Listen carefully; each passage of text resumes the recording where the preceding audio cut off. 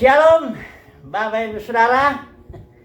Kita melanjutkan pelajaran kita yang kemarin studi kristalisasi. Kemarin kita membahas mengenai pelayanan suku Lewi yang kita itu merupakan simbol dari pelayanan kita di dalam perjanjian baru saat ini, pelayanan di dalam dengan fokus Kristus yang di dalam batin.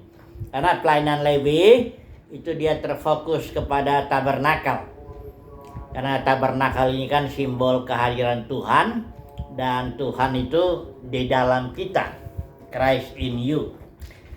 Jadi kita sudah bahas kemarin, dan hari ini kita akan sambung dengan kejatuhan daripada pelayanan Lewi ini, ya.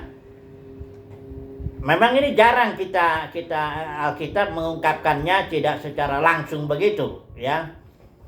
Tapi kita melihat bukan kejatuhan, kita ambil istilah kegagalan lah, ya, pelayanan Lewi ini. Karena pelayanan Lewi ini sebenarnya dia berfungsi menjadi, ya, karena dia mendukung pelayanan keimaman, pelayanan Harun dan anak-anaknya itu.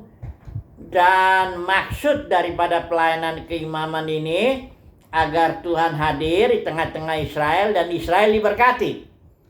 Nah, kalau ternyata Israel mengalami apa-apa, itu memang harus diselidiki nih, bagaimana ini fungsi daripada keimaman ini, berjalan atau tidak. Kan begitu kan? Nah, jadi kita hari ini akan melihat apakah pelayanan Lewi itu berjalan sebagaimana mestinya, dalam arti mendukung pelayanan keimaman, ya, dan menjadi berkat bagi Israel. Nah, ini yang kita mau melihatnya dulu.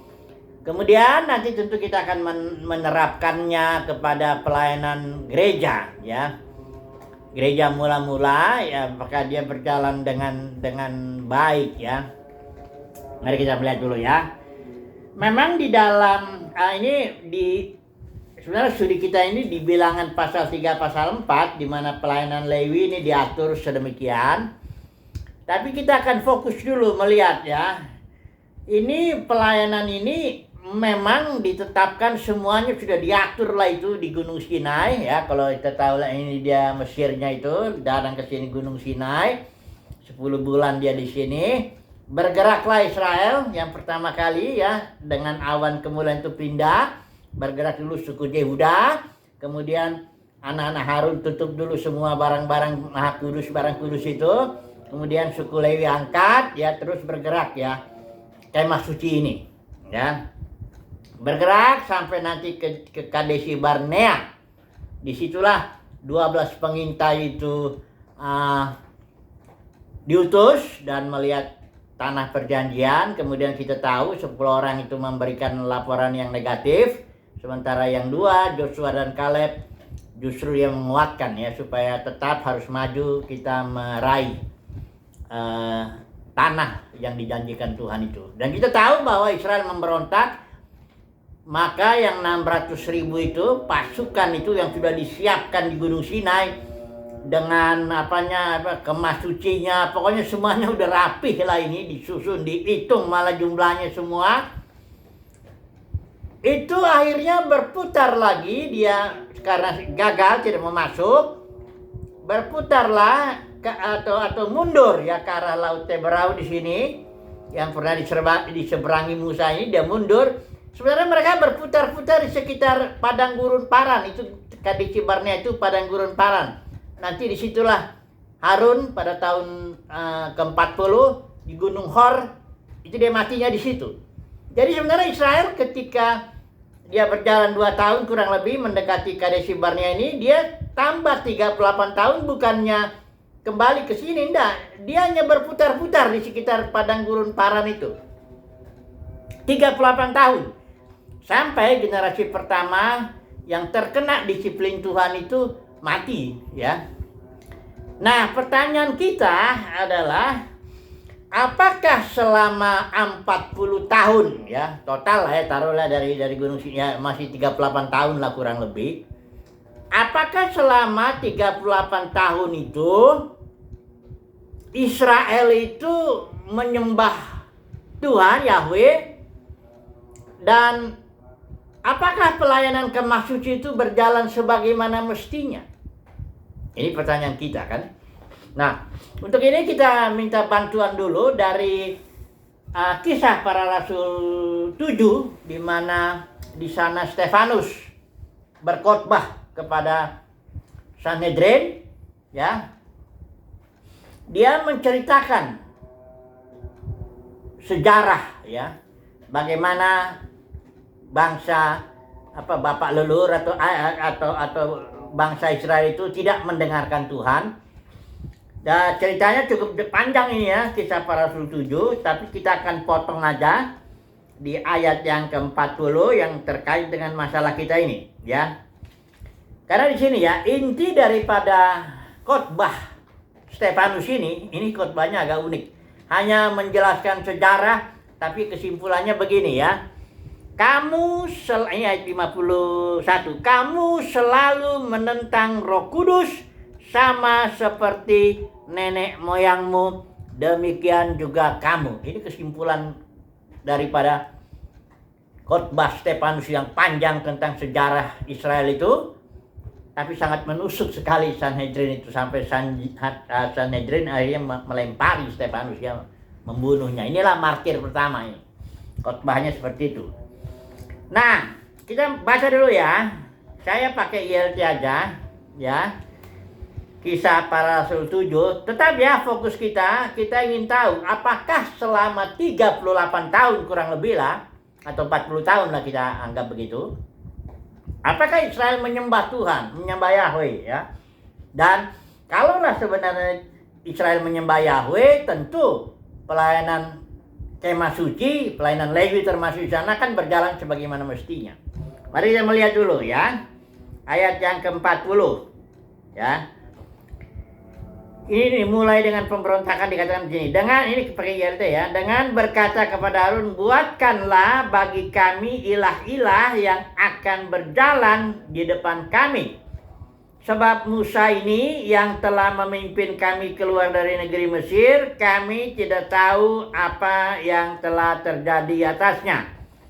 Dan pada waktu itu mereka membuat patung anak lembu dan membawa kurban kepada berhala itu, dan bersukaria dalam pekerjaan-pekerjaan tangan mereka. Ayat 42.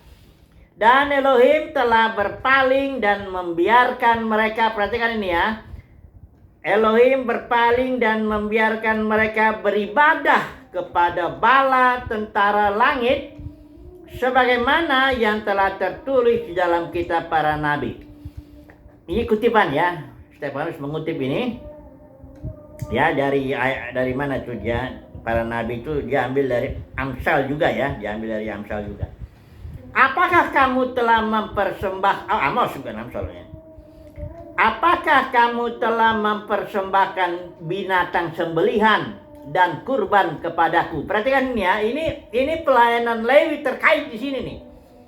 Ini pertanyaan begini, apakah kamu telah mempersembahkan binatang sembelihan dan kurban kepadaku selama 40 tahun di padang gurun, hai kaum Israel?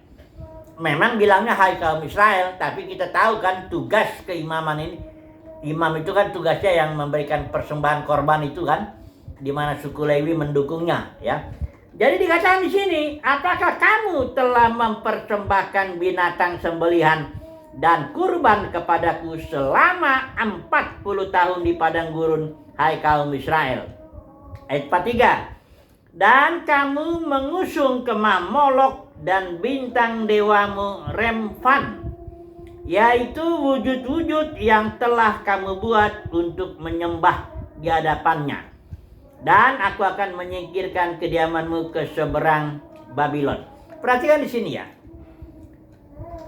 Kitab ini, kutipan dari khotbah Stefanus ini jelas mengatakan bahwa selama 40 tahun kurang lebih pelayanan kemah suci, ya, karena ini kan korban ini ya, itu tidak berjalan sebagaimana mestinya. Ya, karena di sini ditegur Israel, apakah kamu telah mempersembahkan binatang sembelian dan kurban kepadaku selama 40 tahun di padang gurun, hai kaum Israel? Ya, kesimpulannya jawabannya ini tidak. Ya, malah dibilang sini, kamu mengusung kemah Molok dan bintang dewamu Remfan, yaitu wujud-wujud yang telah kamu buat untuk menyembah di hadapan. Jadi kesimpulannya, selama 40 tahun ya, begitu Israel itu dari Kadesh Barnea dia ditolak ya oleh Tuhan, dan Tuhan suruh dia kembali lagi ke arah Laut Teberau, dan tapi ternyata mereka berputar-putar sekitar padang gurun Paran di mana Kadesh Barnea itu ada, dan Harun tahun ke-40 itu mati di Gunung Hor situ juga.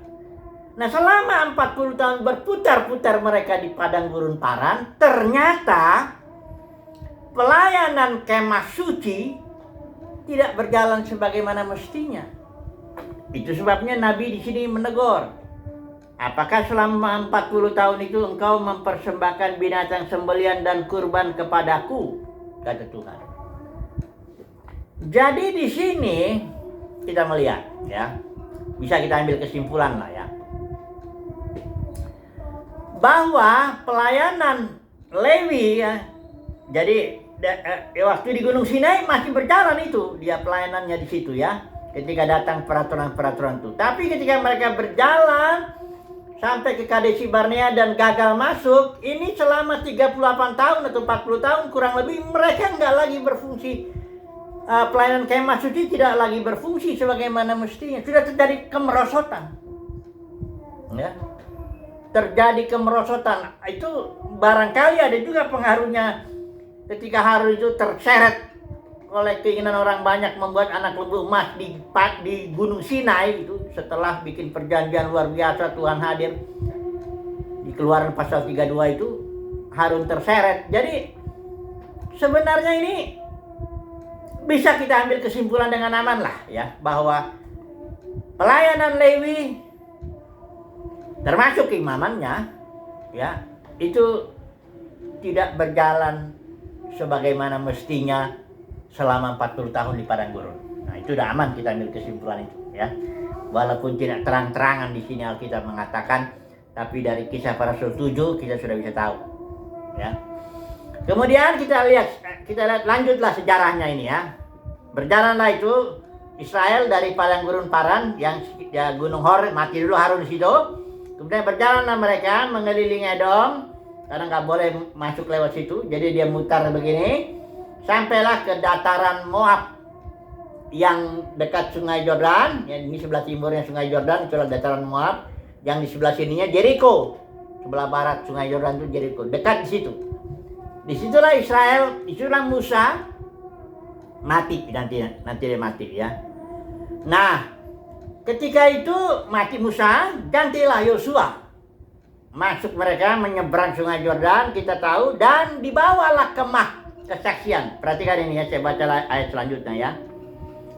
Ayat 44. Tabernakel kesaksian ada di antara para leluhur kita di padang gurun ya.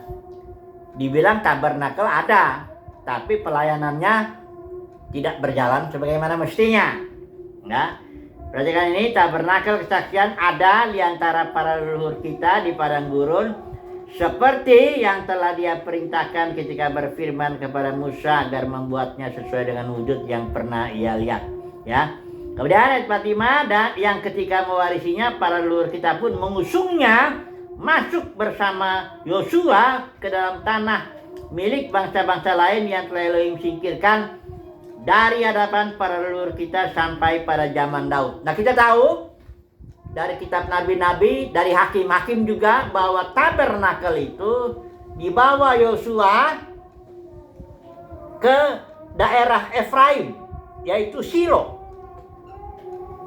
Karena pada waktu itu Yosua lah sebagai dari suku Efraim, Yosua itu dari suku Efraim, yang kelihatannya ya dialah yang dipilih Tuhan untuk untuk melayani kemah. Bukan berarti dia bukan suku Lewi, tapi maksudnya tempat kemah sucinya itu ada di situ, ada di Shilo. Kemudian kita tahu setelah zaman Yosua mati, Eleazar dan para tua-tua itu mati, bangkitlah suatu angkatan, itulah masuk kitab Hakim-Hakim, yang tidak mengenal perbuatan Tuhan. Kemudian mereka menyembah berhala. Berulang-ulang itu jatuh bangun di dalam. Dan yang paling parah itu terjadi ketika Hakim Eli. Dan kita tahu di situ Hakim Eli itu ya dengan Pinehas, Hofni anaknya, mereka berbuat dosa di sana. Ya, Hofni Pinehas itu sampai tidur dengan perempuan-perempuan yang melayani di kemah suci itu. Dan kita tahu di kemah itu tidak ada lagi barang-barang yang lain. Hanya ada tabut kelihatan kita tahu di situ. Ya, tabut perjanjian. Sementara kalau kita tahu kan di sini ada pertama mezbah korban bakaran, ada bejana pembasuhan itu yang di luar kan. Masuk ke dalam sini ada kandil, ada meja roti sajian, ada dupa. Baru masuk ke ruang Maha Kudus, itulah di situ tabut. Tapi kalau kita lihat sepanjang kita tahu di Shilo itu cuma ada tabut saja, ya. Nah, kita tahu bahwa kita sudah belajar ini semua, ini pengalaman, ini simbol-simbol daripada pengalaman rohani. Jadi dengan kata lain pengalaman-pengalaman itu sudah mulai hilang lah, ya. Ketika Yosua masuk dan membawa tabernakel ke Shilo itu cuman, apalagi pada zaman Hakim Eli itu cuman tabut aja, nggak ada lagi yang lain, ya. Sudah merosot lah pelayanan keimaman. Dan Hakim Eli itu udah lebih kacau lagi, ya. Kita tahu waktu itu Israel perang sama Palestina, mereka paksa tabut itu dibawa ke tempat peperangan supaya Tuhan hadir. Itu cara kedagingan begitu, Tuhan tidak berkenan.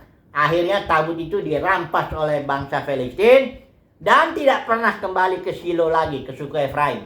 Tapi Tuhan pilih suku Yehuda, Daud, dan Yerusalem sebagai tempatnya. Nah, apa yang kita dapatkan dari sini? Intinya, pelayanan suku Lewi itu mengalami kegagalan lah, kemerosotan. Sampai kepada puncaknya tuh di zaman Hakim-Hakim itu, Hakim Eli. Ya, pelayanan keimaman termasuk di dalamnya ya, keimaman suku Lewi itu satu kan. Di situ dia udah gagal lah, sampai dirampas tabut itu oleh bangsa Filistin dan tidak kembali lagi ke Shilo, tapi dibawa oleh Daud ketika itu dan ditempatkan di Yerusalem. Baik, sekarang kita kembali kepada aplikasi dulu. Apa ini artinya? Saya melihatnya begini. Sebagaimana pelayanan suku Lewi mengalami kegagalan, begitu juga pelayanan suku Lewi yang saat ini, para pelayan Tuhan yang fokusnya fokusnya Kristus dalam batin, mengalami kegagalan. Kita tahu gereja mula-mula, ya, ketika tahun demi tahun kehilangan semua benda-benda bait suci itu, kemah suci, dengan arti kehilangan pengalaman-pengalaman rohani. Makin merosot sampai di zaman Luther tahun 1517 itu bisa dibilang pengalaman pertobatan pun udah hilang, udah habis itu. Hanya tinggal ritual-ritual aja kekristenan itu, ya. Karena tabut perabotan kemah suci sudah hilang, kayak orang Israel itu juga gitu. Pengalamannya rontok, hilang. Ya. Pengalaman baptisan Roh Kudus, pengalaman pembasuhan itu sampai kepada pertobatannya nanti sudah hilang semua. Ya. Barulah tahun 1517 Martin Luther dipakai Tuhan untuk memberikan pemulihan. Ya, sola gratia, hanya kasih karunia, ada sola fide, iman, sola scriptura, hanya Alkitab. Ya. Nah, sekarang kita satu poin terakhir lagi nih ya, sebelum kita ambil kesimpulan.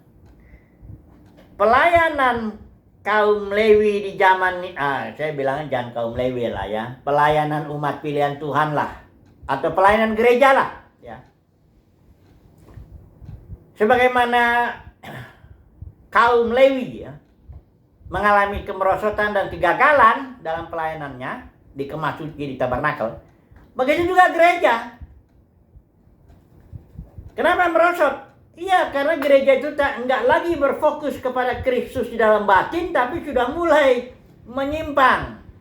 Ya, kalau kita melihat sejarah gereja selama 200 tahun tuh nggak kelihatan fokus, nggak ada gedung, ya nggak ada yang lahiriah itu tidak ada. Mereka bergerak dengan pimpinan roh, dipimpin Kristus dalam batin, bergerak semua anggota itu dipimpin roh, sangat spontan dan diperkirakan pada waktu itu ya 200 tahun pertama. Itu dunia yang dikenal pada waktu itu sudah ditaklukkan, dalam arti sudah dikristenkan gitu loh. Dan kita tahu tahun 313 Konstantin Kaisar Roma itu jadi Kristen. Tapi akibatnya justru ya bahayanya begini, akhirnya karena Konstantin itu Kristen dari agama negara gitu, akhirnya semuanya jadi ingin Kristen, bukan karena bertobat, tapi karena memang mendapatkan beberapa fasilitas lah dari warga negara Roma, barangkali lebih mudah dan sebagainya. Karena waktu itu Kaisar Roma kan masih berkuasa. Disitulah sebenarnya kejatuhan kekristenan itu mulai. Sebenarnya mulainya sih dari Kisah Para Rasul 20 juga kita sudah sering bahas itu. Ada beberapa penatua yang dengan ajaran palsu menarik murid kepada dirinya sendiri dan memecah belah gereja.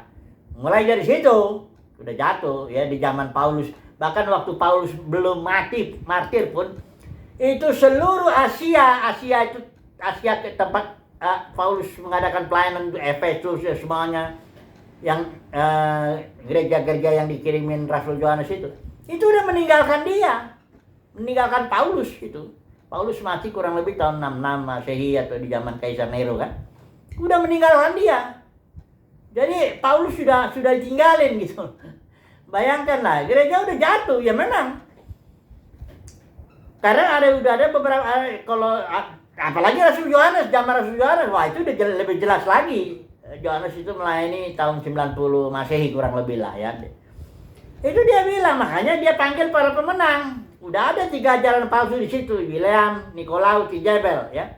Sudah ada Diotrephes yang meninggikan diri dan menolak Rasul Yohanes. Bayangkan saudara, Rasul Yohanes yang sudah tua, sudah sangat senior, rasul yang masih hidup itu tinggal satu-satunya Rasul Yohanes. Itu pun ditolak. Ya, gereja sudah jatuh, ya. Sama seperti pelayanan Lewi ini, udah merosot dia, ya. Nah, tapi Tuhan membangkitkan suatu.